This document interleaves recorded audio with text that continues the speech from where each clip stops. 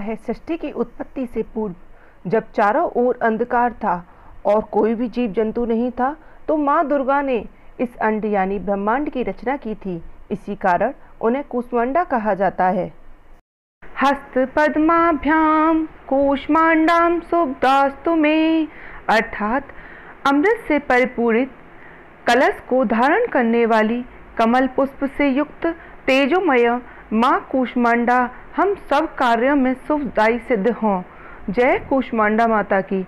नमस्कार दोस्तों, आज नवरात्रा का चौथा दिन है, जिसमें माता दुर्गा के चौथे स्वरूप माता कूष्मांडा की पूजा अर्चना की जाती है।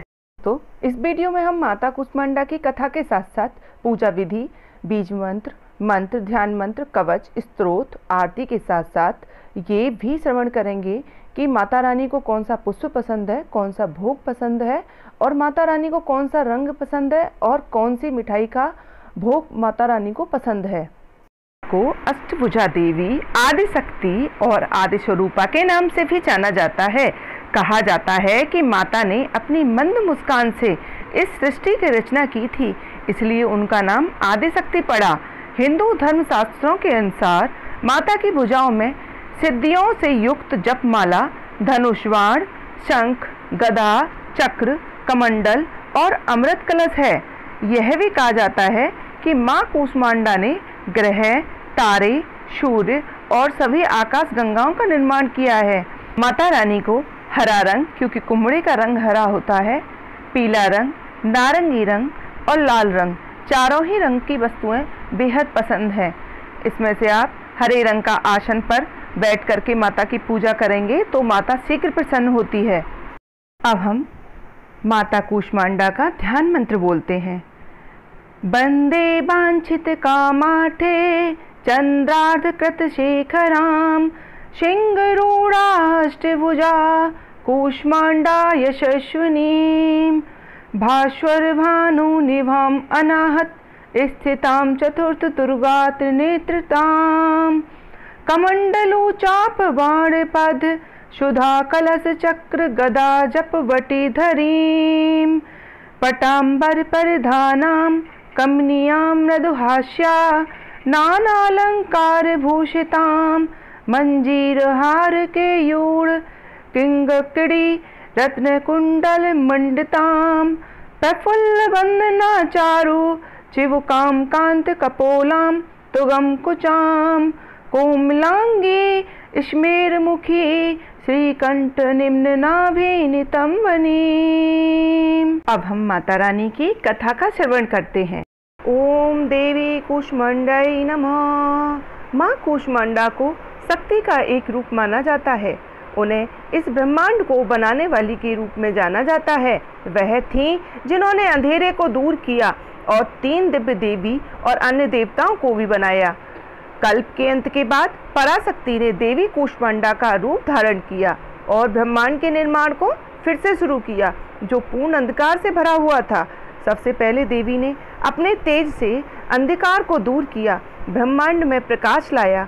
तब देवी ने अपनी कोमल मुस्कान और तेज से ब्रह्मांड का निर्माण प्रक्रिया शुरू की। जीवन को बनाए रखने के लिए वह पूरे ब्रह्मांड के लिए ऊर्जा का स्रोत बन गई। बाद में उन्होंने पूरे ब्रह्मांड की रचना की और सूर्य मंडल में अपनी शक्ति को स्थापित किया और सूर्य को ब्रह्मांड में पर्याप्त प्रकाश प्रदान करने की शक्ति प्रदान की।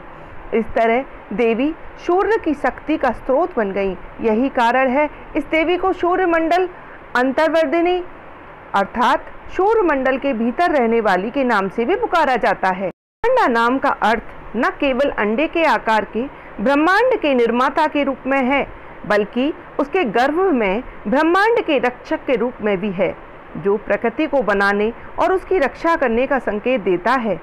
वह एक बाघ की सवारी करती हैं और उनकी कुल 8 भुजाएं हैं।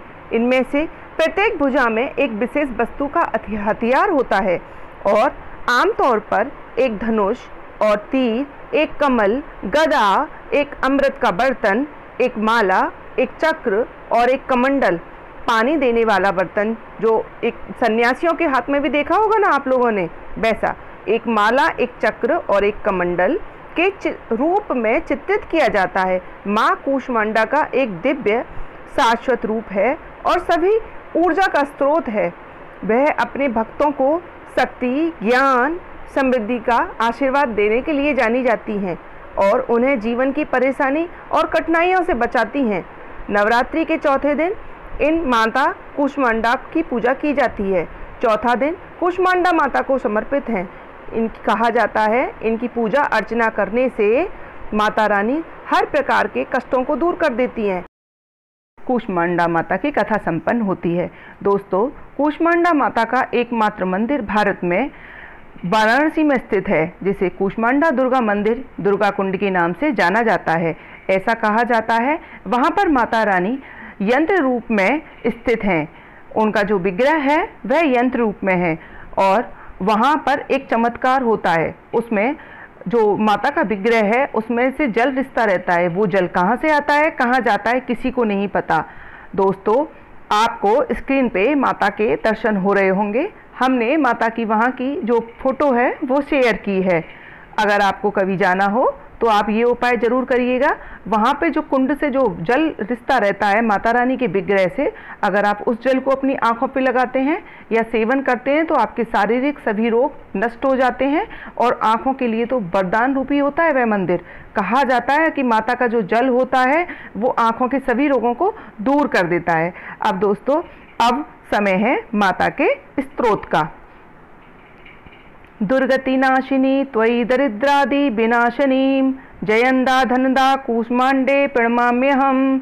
जगत माता जगत कत्री जगदाधार रूपिणीं चराचरेश्वरी कूष्मांडे प्रणमाम्यहम्। त्रिलोक्य सुंदरी त्वयि दुख शोक निवारणीं परमानंदमयी कूष्मांडे प्रणमाम्यहम्।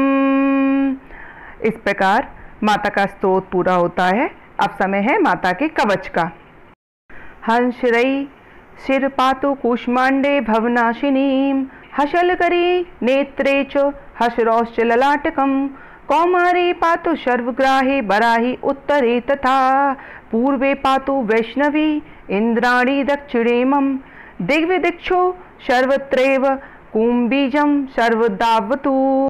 हम माता की आरती बोलते हैं। जय माता कूष्मांडा। कूष्मांडा जय जग सुखदानी मुझ पर दया करो महारानी।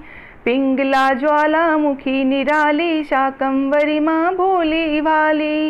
लाखों नाम निराले तेरे भक्त कई मत वाले तेरे। भीमा पर्वत पर है डेरा स्वीकारो प्रणाम ये मेरा।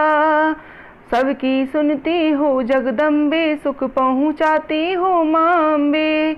तेरे दर्शन का मैं प्यासा पूर्ण कर दो मेरी आशा। माँ के मन में ममता भारी क्यों न सुनेगी अर्ज हमारी। कूष्मांडा जय जग सुखदानी मुझ पर दया करो महारानी। तेरे दर पर किया है डेरा दूर करो माँ संकट मेरा। मेरे कारज पूरे कर दो मेरे तुम भंडार भर दो। तेरा दास तुझे ही ध्याए भक्त तेरे दर पर शीस झुकाए। कूष्मांडा जय जय सुखदानी मुझ पर दया करो महारानी।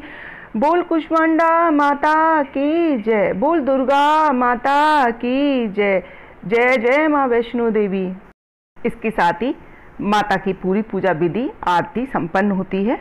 और हम जाते जाते आपको याद दिला देते हैं दोस्तों, आपको कल माता के भोग जो लगाना है वो मालपुए का या पैठे का लगाना है। और अगर आपके पास कुम्हड़ा हो तो आप उसकी बलि दे सकते हो।